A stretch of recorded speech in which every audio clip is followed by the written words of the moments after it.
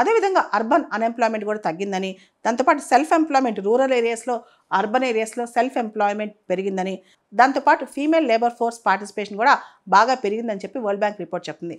కానీ ఎన్ని చూసినా ఇండియాలో మాత్రం అబ్సల్యూట్ పావర్టీ అనేది ఇంకా ఉందన్నమాట. దేశం 4th లార్జెస్ట్ ఎకానమీ అయినా, పర్చేసింగ్ పవర్ ప్యారిటీ ఎంత పెరిగినా సరే పేదలు ఎక్కువగా ఉంటే మాత్రం ఆ దేశం ఇంకా కష్టపడాల్సి వస్తుంది. కాబట్టి ఇప్పుడు మనం ఆలోచించాల్సింది అబ్సల్యూట్ పావర్టీయే కాదు, రిలేటివ్ పావర్టీ గురించి కూడా ఆలోచించాలి. అంటే అన్ఈక్వల్ డిస్ట్రిబ్యూషన్ ఆఫ్ వెల్త్ అనమాట. కొంతమందికి ఎక్కువ వెల్త్, కొంతమంది తక్కువ వెల్త్, కొంతమందికి ఎక్కువ జీతభత్యాలు, మరి కొంతమంది తక్కువ భత్యాలు. ఇవన్నీ చూస్తే ఈ రిలేటివ్ పావర్టీ, ఈ డిస్టెన్స్, ఇన్కమ్ గ్యాప్స్ అనేవి కూడా మనం తగ్గించాలి. అంతేకాదు ఇండియా 4th లార్జెస్ట్ ఎకానమీ అయినా, అంటే జపాన్ని సర్పాస్ చేసి ఇండియా 4th లార్జెస్ట్ ఎకానమీ అయినా జపాన్లో పర్ క్యాపిటల్ ఇన్కమ్ అనేది $30,000 పైన ఉంది. కానీ భారతదేశంలో పర్ క్యాపిటల్ ఇన్కమ్ $2,800 మాత్రమే ఉందన్నమాట.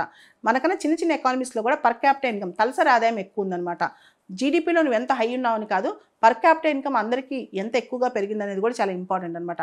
ఇవన్నీ చూస్తే ఇండియా ఇంకా కాంప్లిసెంట్గా ఉండకూడదు, చేయాల్సింది చాలా ఉంది అని మనకు అర్థమవుతుంది అనమాట. భారతదేశంలో ఈ 10 సంవత్సరాల నుంచి పేదరికం గణనీయంగా తగ్గడంలో ముఖ్యంగా ప్రత్యక్ష లబ్ధిదారుల పథకాలు, డైరెక్ట్ బెనిఫిట్ ట్రాన్స్ఫర్స్ అనేవి చాలా హెల్ప్ చేశాయంట.